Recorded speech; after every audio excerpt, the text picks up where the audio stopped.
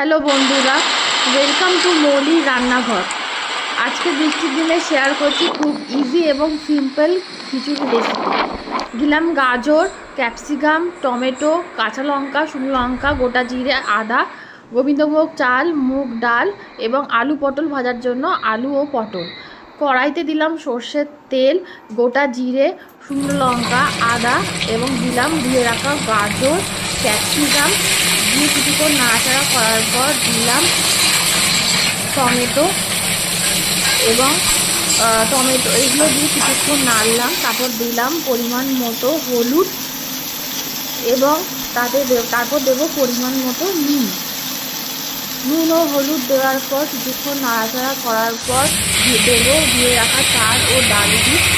তারপর দেবো দুটো কাঁচা লঙ্কা।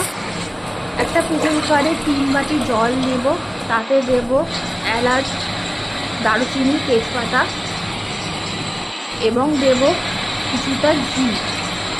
তারপর জলটা ফোটার পর ভেজে রাখা চাল ডাল ও সবজিগুলো দিয়ে প্রেসার করে আটকে 4 পিস খিচুড়ি দিয়ে নেবো। তৈরি হয়ে যাবে গরম গরম খিচুড়ি।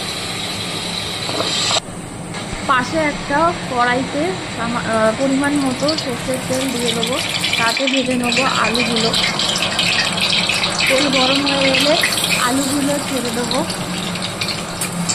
আলুটা লাল লাল করে ভেজে নেবো এবং তারপর ভাজার পর একটু গোলমরিচ দিয়ে দেবো। তারপর পটলগুলো ভেজে নেবো। পটলে আমি দেবো সামান্য নুন ও হলুদ।